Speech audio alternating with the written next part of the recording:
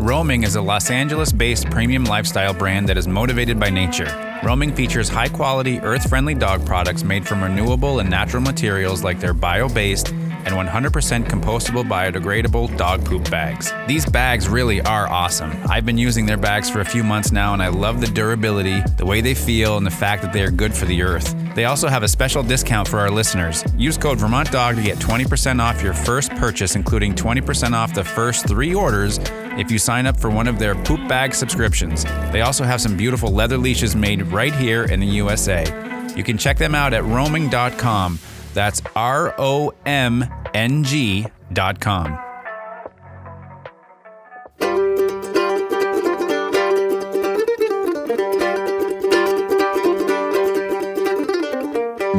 Time again for Talking Dogs with Ian Grant, owner of Vermont Dog Boarding and Behavior, VFW Drive High Park. It's the show that delves into the training, socializing, behavior, nutrition, and wellness of your dog.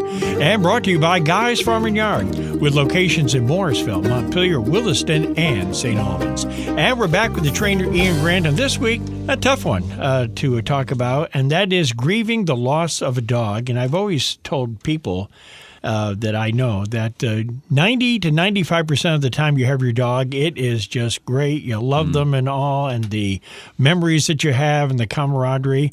But it's when you lose them, that last 10% it's always the toughest, and it's never easy to prepare for that. Yeah, and it's almost stifling. It's like everything comes to a screeching halt, and you don't think about those good times, the 90 to 95% of the time, and especially depending on how it Depending ends. on the circumstances. I was going to say, because when we lost our dog, Clover, over 10 years ago, it was sudden. It was she was healthy, and my wife found her in bed dead, and that's tough too.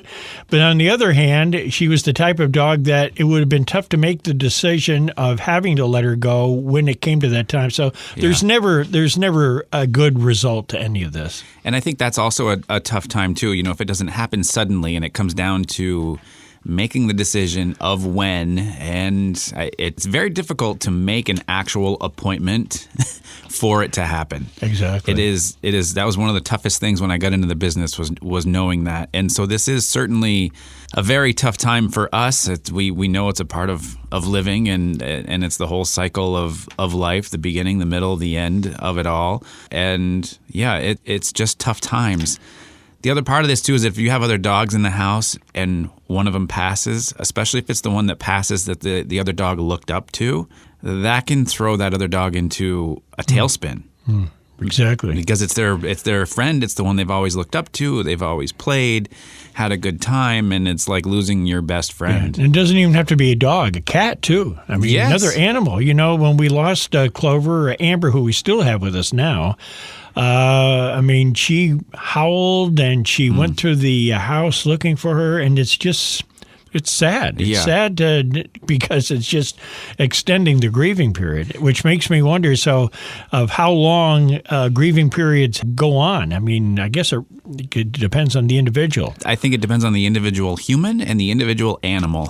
Right. Because it is truly, we can't do anything for that animal that's going through that process where they're looking around and trying to sniff and find their friend, and it is a tough time. It's tough to watch. It's Mother Nature. It's their instincts coming through, and it doesn't matter, how many treats you give, how much affection you give. It doesn't, remove that sense of grieving by any means. But, if you do still have another dog, if this is a situation in the house, the best thing that I can suggest is that you just stick to that routine of whatever your routine was. If it's a walk every morning or afternoon or evening, just stick to it, because the more you change things, the more it's going to really send that other dog into a tailspin. Like everything is changing. The earth is shaking. Yeah, because it's difficult for the owners to actually do that, to keep going, because it's very easy to just sit and just grieve, and the dog, senses that too, and the dog cannot move on as well. Yeah, it's a complete shift in energy, sometimes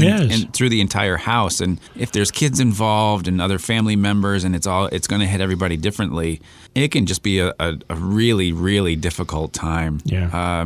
And it's unfortunately, I had a trainer say this to me, a very well-seasoned trainer. He said, we always get a dog, but we always know how it's going to end. Exactly. You know? And I thought that was pretty pretty brilliant the way he said that, but there is so much truth to it. But we still go get him. And we still go and get another one. Though some people say, okay, I'm never going to get another dog. I just don't want to go through this again. And then you go maybe a couple months, and you're missing that part of the routine. They're greeting you at the door. They're part of your routine. You go taking them for a walk, and you do it again. Yeah, and you start all over. And you compare the new one with the old one. Exactly. Yeah. And then we keep the ball rolling. Yeah. And so hopefully, we won't do too many of these kinds of episodes. Yeah, we don't want this to be a total downer on No. you.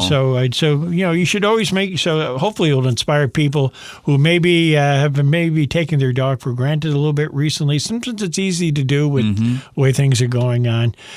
Make an extra effort to take that walk and give them the affection that they deserve. Yeah, fulfill them the best that you can. You can. Yep.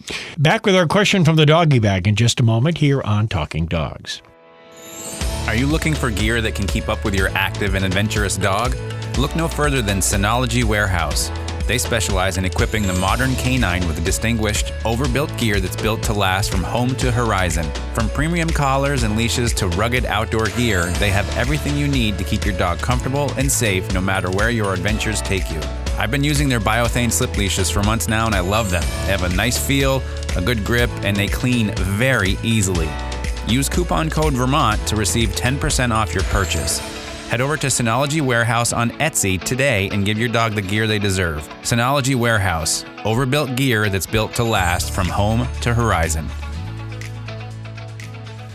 Back with Talking Dogs with Ian Grant from Vermont Dog Boarding and Behavior, VFW Drive Hyde Park. Find out more about his facility and programs. Go to VermontDogBoardingAndBehavior.com. Our question this morning, Ian, is anytime I go somewhere new with my dog, he goes crazy when he gets out of the car. What can I do? So it's the opposite when they know where they're going. Like when we make the trip towards the Oxbow, Tika is just off the wall, and she is so excited about that. Yeah, they can. It sounds like, really, again, it depends on the individual dog. Sometimes you take a dog to a new place, and they're kind of a little unsure, leery, like, where are we? What is this place all about? Yeah. Where's the vet hiding?